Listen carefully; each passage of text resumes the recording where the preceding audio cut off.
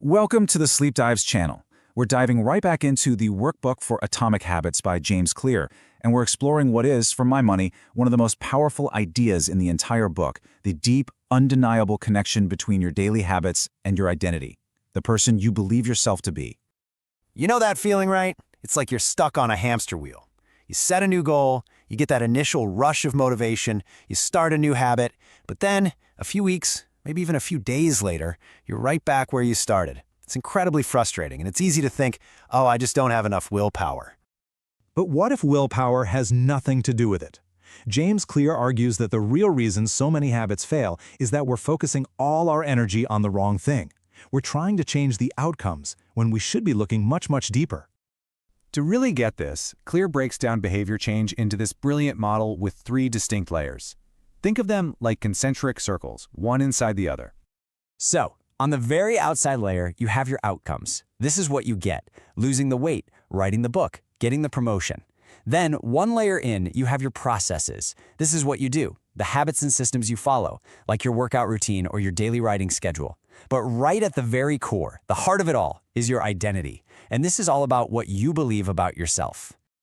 And here's the trap we all fall into. We try to change from the outside in. We start with that shiny outcome we want, and we just hope that by focusing on it, our behaviors will magically follow suit.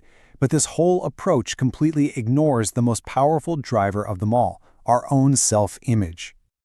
So, the book proposes a much more powerful solution, one that flips the whole thing on its head. It starts from the inside out. Clear calls it identity-based habits. Now, just look at this slide. It's such a perfect illustration of the mental shift. On the left, the person says they're trying to quit. They still identify as a smoker who's in a constant struggle. Their identity is actually fighting their goal. But look at the right. I'm not a smoker. See that? It's a statement of fact. It's who they are now. The behavior just naturally follows that belief. There's no fight. And that really is the core definition. With identity-based habits, the main focus isn't on the prize at the end. It's on the person you're becoming along the way.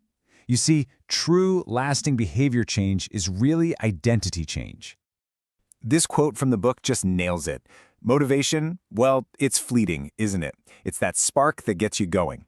But when a behavior becomes a core part of who you are, part of your identity, it doesn't need that constant push anymore. It just becomes what you do. So you might be thinking, okay, great, but how do I actually form a new identity? Well, it's not just about wishing it were true. It turns out our habits are the very things that provide the evidence for our identity. It is absolutely crucial to remember that you weren't born with these beliefs about yourself. Your identity is not set in stone. It's been built, piece by piece, over years and years of experiences and actions, which means you can rebuild it. I think this is one of the most powerful analogies in the whole book. Just think about it. Every single thing you do, no matter how tiny, is like casting a vote for the type of person you want to be. Let's see how this works in the real world. Every time you make your bed, you cast a vote for, I am an organized person. Every time you go to the gym, especially when you don't feel like it, you cast a powerful vote for, I am a committed person. Each action is a little piece of evidence. And as you start stacking up that evidence, your belief in that new identity gets stronger and stronger. Okay, so we understand the theory. Now let's get practical. How do we actually use this incredible process to consciously and deliberately shape who we are? Well, Clear boils it down to a really simple 2-step process. First, you decide the type of person you want to be. Simple enough. Second, you start proving it to yourself with small, consistent wins. This right here is the critical first shift. You've got to stop starting with the question, what do I want to achieve? Instead, start by asking, who do I wish to become?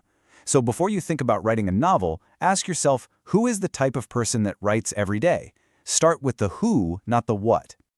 And once you're clear on the who, the what to do becomes so much easier.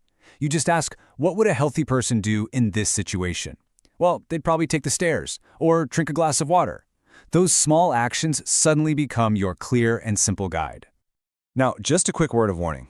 It's so tempting to get obsessed with the big, massive goal and completely dismiss the importance of these tiny daily votes. But that's the trap.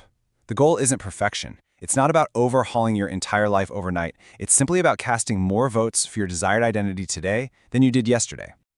So when it all comes down to it, your habits aren't just things you do to get results. They are so much more than that. They are the actual path you walk to become a new person. They are the mechanism you use to literally build and embody your desired identity. So as we wrap up, I'll leave you with that thought to mull over. The most effective way to change your habits isn't to focus on what you want. It's to focus on who you want to be. So forget the outcome for a second and ask yourself that much bigger, much more powerful question. Who do you truly want to become?